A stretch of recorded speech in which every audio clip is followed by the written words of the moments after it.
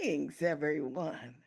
My name is Sharon C. Jenkins, and I am, quote unquote, the master communicator and a few I like this. names.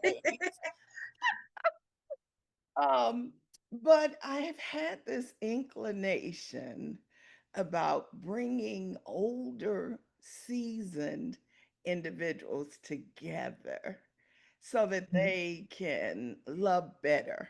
I think Oh, yes, yes. The song What the World Needs Now is Love, Sweet love, Love. sweet love. Yes, resonating in my head. And I think we know a little teeny bit more than the younger generations about love.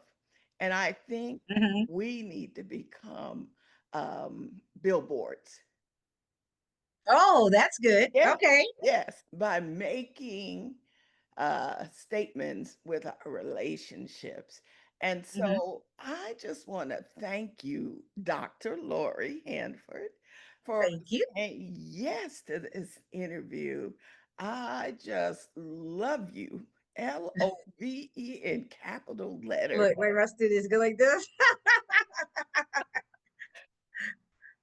And I've had a lot of fun doing a little research on you and Oh, getting Lord. to know You can your Google me. I personality. Yes, need to Google myself. yes, I yes, already need to Google yes, myself. Okay. yes. And you were on this video, the wifey video with the gentleman. Dear Future Wifey. Yes, Dear Yes. Future Wifey podcast with my good friend Lateris Whitfield. Yes. Oh, that That was, was so fun. yes, it Yes. was good. I got to see the pure Lori. That Lori. was Yes. cute. That The was cute. unadulterated, the vulnerable, the feminine side of Lori, the comedic side of Lori. Yes. Yes, that was good. That was rich. So, audience, let me tell you a little bit about Dr. Lori. Okay, she's got a lot of names, Gray Dimples and Rich Auntie Lori, and And I Auntie want to know Lori. Auntie Lori, and I want to know where the money is. But anyway, I want to know too, okay? I said I'm rich in love and relationships and friendships. I'm gonna get to the rich part though. oh, that is cute. I believe it. I really Yeah. do. Well, she's a dynamic, influential leader, educator, and media personality. And she has this passion for youth and community and just plain long Mm-hmm. people. And so today I'm going to ask you a series of questions. And Hmm. because we want to know what Dr. Lord Right. thinks. Okay. Okay. So the first thing I want to ask you is who is Dr. Lori? Mm. Dr. Lori Hanford is a mom. Uh, she is an entrepreneur. She's a passionate media correspondent. She's a passionate educator. She's a loving, kind person who has a big heart in philanthropy. She loves to give. I'm doing it third person so I can describe myself a little bit more. So, people are like, why is she saying third person? It just sounds better. Uh, and I'm passionate about life. I am to an age where I know my purpose, my passion, and my why, and I'm on my road to dying empty. If I have to die, I want to die with everything that I've accomplished that I want to do. But overall, Lori is just a really cool vibe that's just making her way through this world with her trials and tribulations and just making them into beautiful memories. Oh, that's huge. That's huge. So let's talk a little bit about later daters. And Mhm. I'm curious, how did that happen? You know what? I'm a big person on manifestation. I would say I'm gonna be on TV one day. Now, mind you, I'm just an educator, right? So I have a lot of influential young people who are influencers, like they have like big followings and they always call me Auntie Lori because I coach and develop kids into greatness, right? So everybody was just calling me Auntie Lori. And my cool place is hanging out with kids. And so I was at a celebrity basketball game and I had one of my babies with me, and the lady from she is now my friend Ebony Mayo from ATL Plus magazine.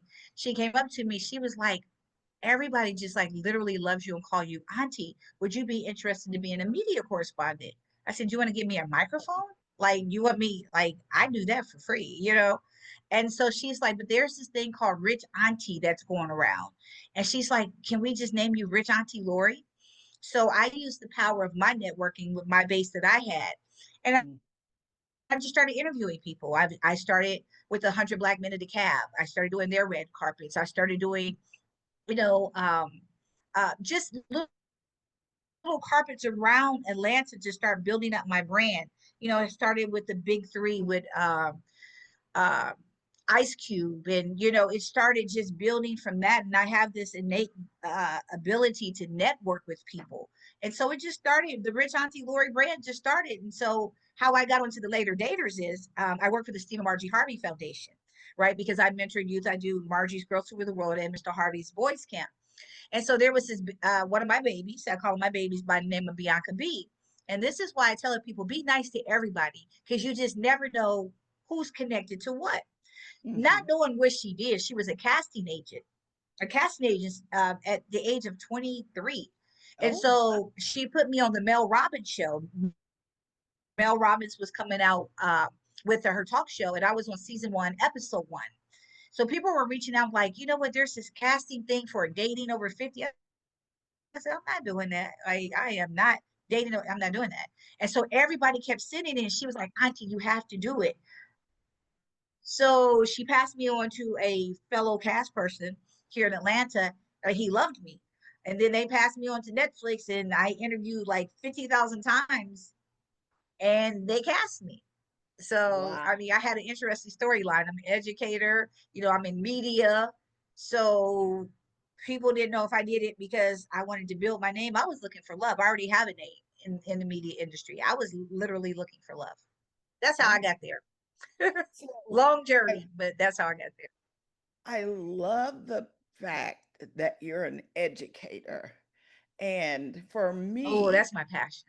yes, being an educator is like Yeah. being a superhero. I have Yes. big love for you all. So talk to me a little bit about your journey as an Mhm. educator. Well, it wasn't by design. I went to school for business administration. I was a project manager for MCI.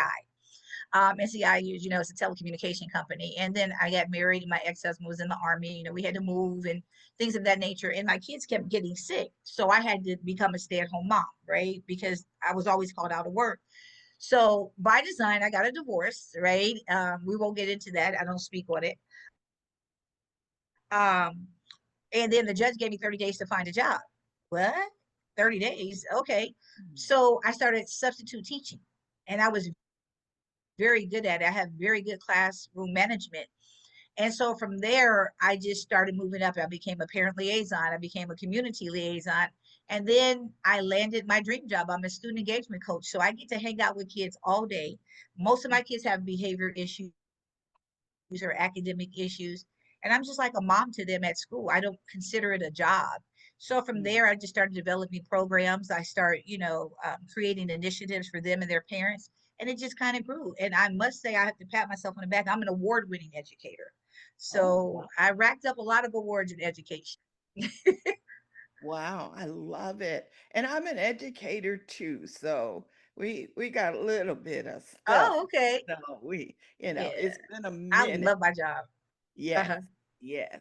So let's talk a little bit about people over 50 and Mm, dating. It's a new world out there.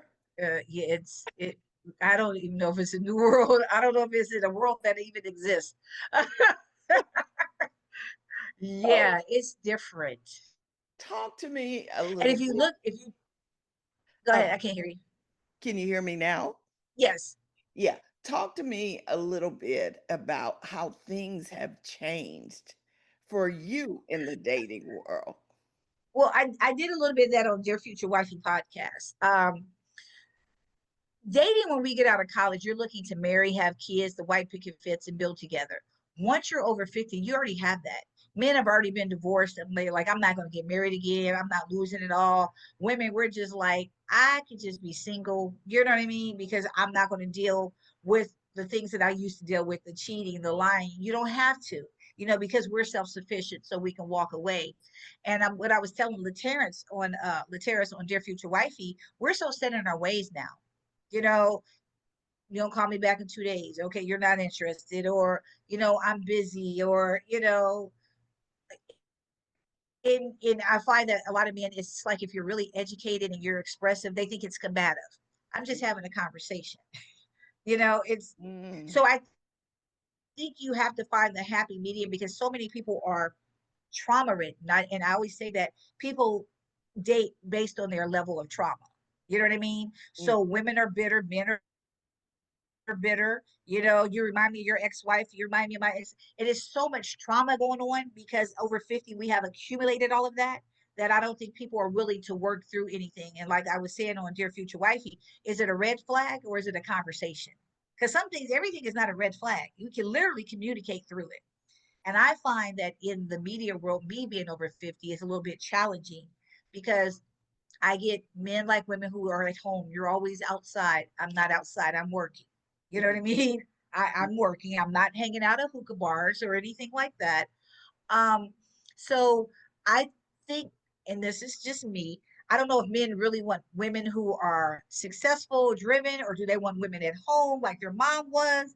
It's just a little dance that I just really don't want to dance anymore. I feel like I'm just going to find them on Quick Trip, a gas pump on four, just minding my business, So, or the cereal aisle. I have no idea. or at Home Depot, or Or what's Home Depot, yeah, yes, Lowe's or something. It's yeah, just something like that. I've just surrendered it. Yeah, I've just surrendered it because I know with me and my level of exposure, like if I go out, it's like, can I take a picture? Oh my God, you're the lady from the Later Daters. And it's always constant interruptions. And I went on one day and the guy was like, this is too much. Like I said, it might not be for everybody. So I get it. Oh But I'm wow. not going to not take a picture. I'm not going to not talk to people. So it is what it is. So we're talking about you and how you have this huge confidence in sex appeal. Uh, what's your secret? I mean, you are 60, if I remember I'll be correctly. 60 in October. Okay. So Uh-huh. talk to me a little bit about your secret because when Secret. What kind of people secret? when Uh-huh. people talk about 60s and 70s and Mhm. 80s, uh, Auntie Laurie doesn't come up in the dictionary, okay? So No, talk a I'm bit, 45. I'm 45. My whole vibe is 45. your whole vibe is 45. I love My it. vibe is I'm staying with it. I'm gonna get a t-shirt like that. My vibe is 45. Okay. 45 and still alive. Yes. So what's my secret? My You know what? I'm just a happy person. And I think because when I was younger, I was bullied a lot. I had Right. short hair. They used to call me Leroy. And I just said, nobody's ever going to bully me again. I'm not going to. And then I used to always get kicked out for talking. I always got kicked out of school, or my dad would say, you talk too much, like, be quiet, this. And it's like, I have a voice. God made me like this. So even like on the show, I'm not gonna let people dim me down. I have a big personality. You know what I mean? When I'm walking, I kind of take up a room. I'm sorry, I do. But I have just learned to live my authentic self. And I'm not going to dim myself down to make other people feel good about themselves. Because normally Mm, when people say you're doing too much, they're not doing enough, you know? And don't hate me because I'm living authentically the way that God designed me to be.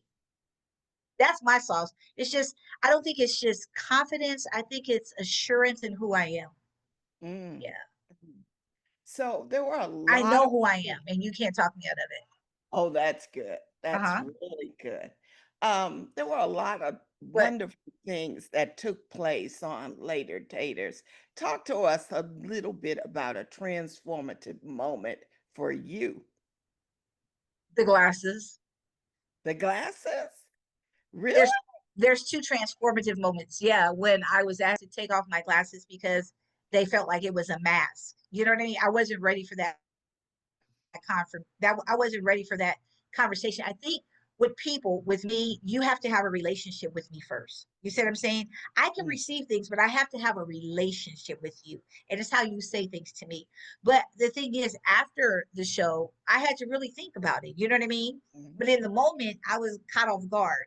But as you see, I do have different glasses, and I had different glasses in the show, but people mhm. bypass that. Um, so that was transformation for me. I mean, transformative because I had to really step back and say, Lori, does she have a point? And then Latera's. The funny thing is, Latera said, Lori, take off your glasses because men want to see your face. They don't know you have orange eyes. They don't know, that you have dimples. You don't have. So it took somebody else to tell me too, and also my friend Jay Vaughn, who is a brand strategist. So she's kind of like lighting me up a little bit, as far as the feminine vibe, because she was like, "You're always in work mode, and we have to soften you up." Another transformative moment in that show was listening to my kids. My kids are very raw, in your face, Lori, and I had to really listen to how they perceived me. You know what I mean? And I had to, instead of getting like, dang, I really feel like that. And we had to have conversations afterwards, like, okay, so I can see your point. I can see your point. And so I went to therapy after the show because I said there are some things that I really need to work on, because I just watched the show last week, my first time watching it. But yeah, I watched it when it came on, but that was the adrenaline rush because we were just scanning to see where we were at in the show. Uh-huh. But I sat down last week and watched it. I Oh. did. So it was those were the transformative moments. And Felton, that was another moment. Felton is one of my closest friends now, but I don't even think it was so much more about me in that moment. It was more about Felton too, because I'm teaching. I was telling him like, you at this age, no woman should be in a gray area. Just say what it is. You know what I mean? It's like we go either way. And I think so many times women want to jump in relationship and they miss the friendship part of it. It's okay to be friends. Mm, I might not like you, you might not like me. I got a lot of heat for that. So mm. those were the transformative moments for me. Oh, wow. So talk about what happened with your social media. Because when you're large like that, in a large space like that, I Mhm. can imagine you Oh, I had some TikTok and troubles. Instagram and people and all their opinions. What happened? What I did like about the Netflix team, but I do media anyway. So Mm, they had this aftercare thing where they was like, okay, you're going to get some trolls, you're going to get this, how do you deal with it? I already knew I was going to deal with it. If I got time, I'm going to come back for you. I mean, i I just have time sometimes. But those are a lot of people were very very critical of me, like, oh my gosh. I was like, oh, you know. But then I had a lot of people like, you remind me of my auntie, and you don't take no stuff, and like, I wish I could have a voice like you. And then some of them were like, you're a dyke, you give I mean, like, things like that. And I have some people coming after me. You hear me? And so I have time where I can come back and go back with you. But then I was like, I can just easily delete instead of going back and forth. mm. But then it became a beautiful opportunity because I grew from 5,000 to 19,000. I'm almost at 20,000. Wow. And a lot more people are looking at my content, and Hmm. I'm getting more exposure than what I would do in Atlanta, because now that show is worldwide. Hmm. Oh, wow. So, what advice do you have for women 50 and above who Uh, are just now returning to the dating arena? be open, be open. So many people get into the person has to be aesthetically pleasing to you. You know what I mean? But the time where it's like, I want to make six figures, I want him to do this, you have to have your own stuff too. You know what I mean? Don't look for a savior. You know what I mean? And I love what Suzanne said. She don't want somebody who wants a nurse or a purse. I want some, I love that hot Italian, right? Um, just be you. Go out and have fun. Stop looking for your husband. Just enjoy a partner and see where it goes. We're all seasoned now. Go out sometimes. Now, I'm not a makeup girly, so this is Lori when she goes out. But sometimes just go sit at a bar. I love doing things by myself. I go to events by myself. Sometimes just go somewhere. Quit relying on other people to make you happy. If you want to go to a happy hour, go to a happy hour. If you want to go to a bar, go to a bar. You don't always have to go with your girlfriends. You don't always have to go with someone. Just live your life. And I think if you start living your life, those people will start finding you along your journey. But it's not, you're not too old to date. Like, this is your second season of life. Like, you know, just go for it. I mean, I had fun making the show. Like, just go for it. And Don't be so hard on yourself. Am I I had too my fun. gray hair? It just be you, huh? I had fun watching you. Why? I'm gonna be completely transparent. I Uh-huh. binged the show. Someone said, you need to look at this show because they knew I was working with 50 plus in Florida. It's just a brainchild I had. I'm still idealistic. I still believe that love is the greatest gift that we can give Mhm, each other. mhm. So that's why I started 50 plus flirty, but and flirty. But I sat down and I looked at show one and I just ordered food and just stayed on the couch. And watch the whole thing. Yes, yes. I That's what a could lot of people said. They said they binge watched it. I Yeah. couldn't help myself. And it was like I was actually on the set. I Mhm. started rendering advice. No, don't wear that. No, don't do this. Well, a lot of people, I'm sure a lot of people were like, I cannot believe she did that. She talking about a white shirt. Oh my God. It was never about that. Yeah. So I love that people draw their own conclusion off of 13 minutes of a segment when that I taped it for 6 hours. You know what I mean? Well, one thing I can tell I you, I enjoyed you tremendously, like I'm enjoying you today. My last question for you is a real simple question. When uh will Lori find love? Sharon, you tell me. I have no idea. I think it eludes me at times. I think it really eludes me. And like I said on Dear Future, I want to be the answer to a Marin's prayer. So I don't want to. I've been married, divorced. You know what I mean? So it's not like, oh my God, I gotta give you. I do. I want companionship. Absolutely. I would love somebody to accompany me on a red carpet. I would love someone to be like, baby, I got you. But until then, I just have to live my life. I mean, I would love to settle down one day. So now I'm thinking like the age group because I don't feel 60. Do I want to date a 60-year-old? I don't know. Like I can do a young 55 or.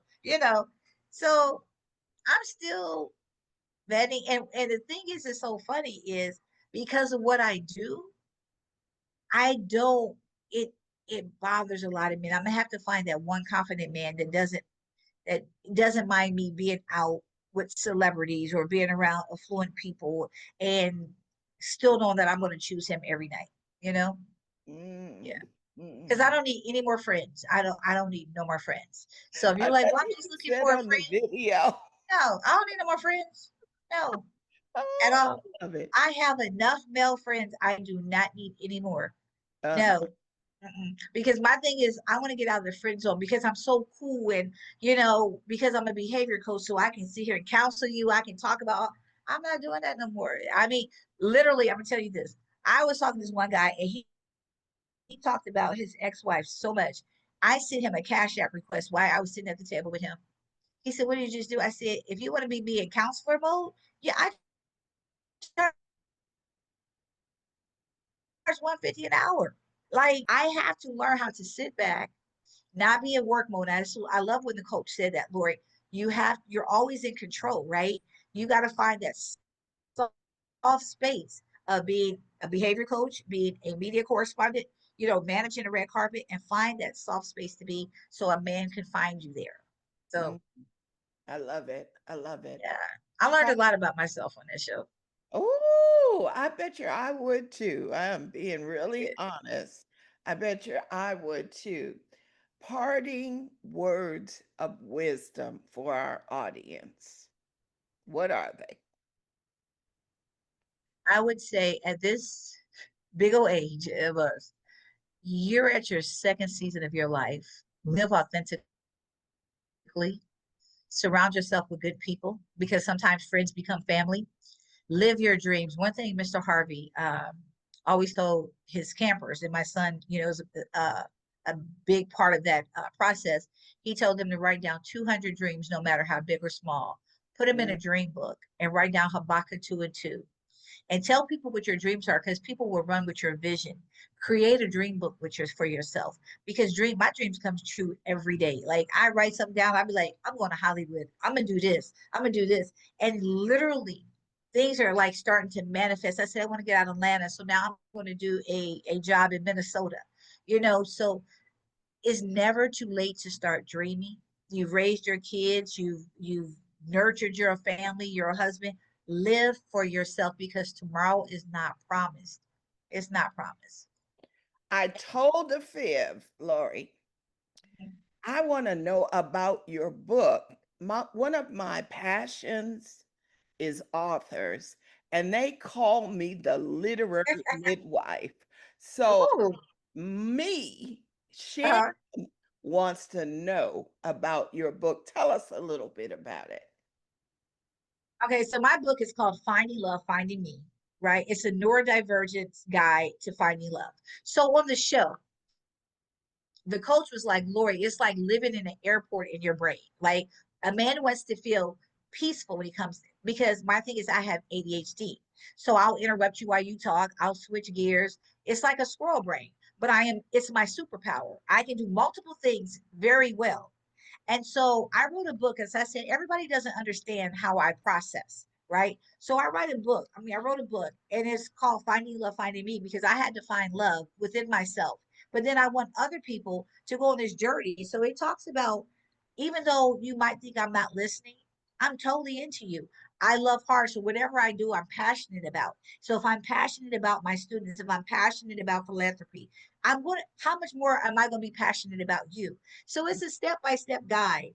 It has like little journal spaces through it, and you can actually like write down, Oh, what you wow. read. Yeah, it's a read along guidebook.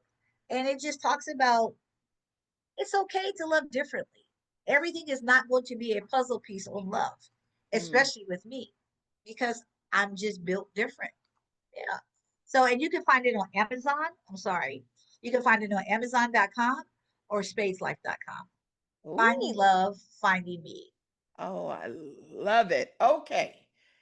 Where can people reach out to you? Where can they reach out and touch you? I hear the Ooh, song in the back of my head here. reach out and touch. Yeah, Yeah. you can find me on Instagram at Gray Dimples, GreyDimples, like gray hair and dimples, but it's Grey. TikTok, I'm not a big TikTok girly, but I got a good following. It's Gray Dimples there. On Threads, it's Gray Dimples. And on Facebook, it's Lori Hanford, LoriHanford. And I do have a website, is www.richauntielori.com. I'm always updating it. So if you really want to know about my life, go to Instagram. My life is on there. Well, I I have a pretty want, cool life. and I think so too. I might have to drive by and check you out every now and then when I come to Atlanta. Yeah, I have a great time. Like my life is just it's just I just never it's like a box of chocolates. I just Oh, never know what I'm going to be doing. oh, that's But a lot nice. of people don't know I'm a homebody though too. I really love being at home. I love divorce court. I watch divorce court every day and say, may this love never find me. I love it. I love it. Well, thank you so much for, Yes. just coming on and sharing your Yeah. latest experience. It was And wonderful. I had a great staff. I had great, I mean, it's like we're all friends. And I do want you to go to my page, everybody, because everybody always say, what are we doing now? So I threw a red carpet for all of us because we never knew each other. ah, So through my magazine, we threw a red carpet. I had Ricky Smiley come by and we all got to meet. It's on my Instagram page. We all got to meet. And just recently, I did a Where Are We Now reunion. So we had them outfitted in nice gowns and stuff. And we ooh, interview like, where are we all now? What are we doing? What's our life story? So our magazine should be coming out next week. So I try to be the glue that keeps us all together. It was an amazing experience. wow, wow. I can't wait for this magazine. I And can't either. It's nice. I, I can't wait for the magazine, but I bet you got another book in there somewhere. I am. I want to do something with the education though too, because I Hmm. really want parents to understand generational trauma and what Mm, these kids go through because generational trauma is really big for me. So mm. I think I want to go more. I'm multifaceted. I want to do something with kids, how to connect with teens, I something like that, I see. Well, and an thank you. autobiography because people need to know my life. You're welcome. Thank you for having me. Yeah, you got me thinking. Oh, you shouldn't have Really, look, told me that look, because I'm a look. big picture kind of girl. And I truly listen to people. And already in my mind, I'm thinking, oh, she could write about this, and this could be a part of her story. So that's just who I am. So, anyway, thank you for Thank you for igniting. having me. Yes, Yes. this was really cool. Really cool. And also too, about time this airs on August the 14th, my interview with Brandy Harvey, Steve Harvey's daughter on Vault Yeah. Empowers. Yeah, Vault Empowers, that will be coming out too. So make sure you stay tuned for that. And Lori just opened up her new podcast. It's called In the Know. And I'm going to be doing that starting next month. So I'm going to be interviewing some of the brightest celebrities here in Atlanta, around the world, and some ordinary people for them to start telling their stories. So stay tuned for that. Oh, I love it. I love your life, Lori. I love I love mine, it too. but I love yours. If Well, you only thank knew my you. story, but God, but Oh, God. wow. Oh, wow. I got a little bit from the Future Wifey podcast. Oh, yeah, I got a yeah, little bit of that story, and it's powerful. It yeah. really is. Just live your life. I'm telling you, there's a big world outside. Absolutely. Again, audience, we have had a sensational visit with Dr. Lori. And Yay! I just want you to know, audience, that we have more sensational speakers coming to share their stories with you. So stay tuned. And remember, I love you, and there ain't nothing you can do You can about do it. about it. That Bye. reminds me of a Les Brown speech. Thank you so